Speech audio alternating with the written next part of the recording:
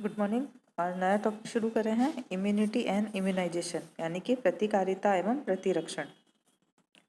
व्यक्ति के शरीर में किसी भी रोग के सूक्ष्म जीवों से लड़ने और उन्हें नष्ट करने की जो क्षमता होती है उसको प्रतिरक्षा शक्ति या इम्यूनिटी पावर कहते हैं।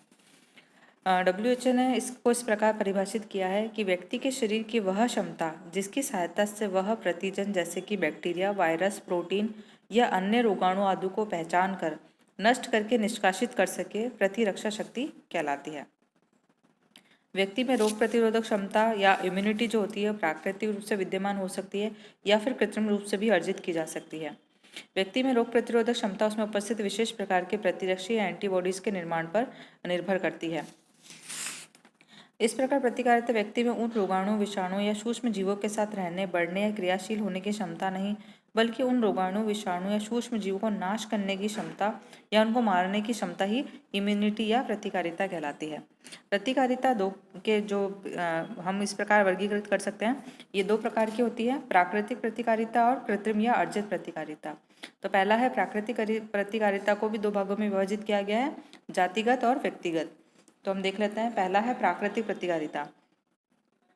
प्राकृतिक प्रतिकारिता को जन्मजात प्रतिकारिता या प्रतिकारिता भी कहते हैं। इसके अंतर्गत निम्न प्रतिकारिता आती है। पहला है व्यक्तिगत, इंडिविजुअल इम्यूनिटी।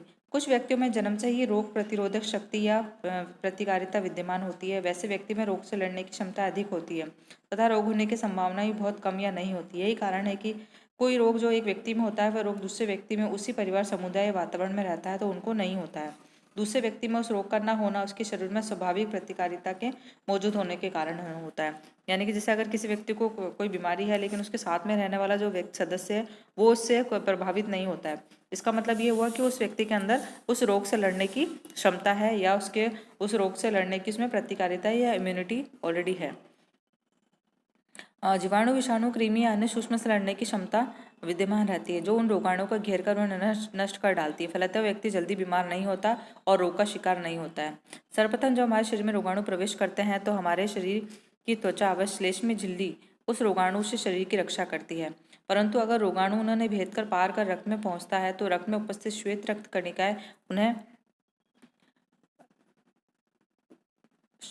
कणिकाएं उन्हें नाश करके और भक्षण करने का कार्य करती है। परंतु अगर रोगाणु अधिक शक्तिशाली होते हैं और उनकी संख्या अधिक होती है तो रोगाणु अपने स्थान पर पहुंचकर गुणन क्रिया द्वारा वंशवृद्धि करते हैं और उन अंगों को हानि पहुंचाते हैं, विष का निर्माण करते हैं और अंगों में उपस्थित कोशिकाओं को क्षतिगत करते हैं। फलतः व्यक्ति रोगग्रस्त हो जाता है।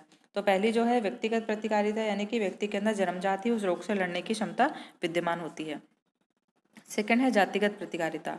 व्यक्ति में आनुवंशिक कारणों से रोग क्षमता प्राप्त होती है। जो रोग पशु जाति में प्रचलित है वो मनुष्य जाति में नहीं होते। जैसे कि गायों में होने वाले रेंडरपेस्ट नामक रोग वायरस के कारण होता है जो मनुष्य पर आक्रमण नहीं कर सकता। इसी प्रकार कुछ रोग जो मानव जाति में होते हैं जैसे कि जो पशु जाति में नहीं होते, जैसे कि पोलियो, हैजा आदि। मनुष्य जाति में ही अफ्रीका की हबशी जाति के लोगों का पित्त ज्वर या येलो फीवर नहीं होता, अतः उनमें इस ज्वर के प्रति रोग प्रतिरोधक क्षमता जन्म से ही विद्यमान होती है। तो ये पहला है कि प्रतिकारिता क्या होती है। प्रतिकारिता दो प्रकार की होती है, प्राकृतिक और कृत्रिम। तो हमने देखा कि प्राकृतिक प्रतिकारिता को भी दो भागों में विभाजित किया गया है, जो व्यक्तिगत प्रतिकारिता और जातिगत प्रतिकारिता। नेक्स्ट वीडियो में हम देखेंगे कृत्रिम या अर्जित प्रतिकारिता क्या होती है। Thank you.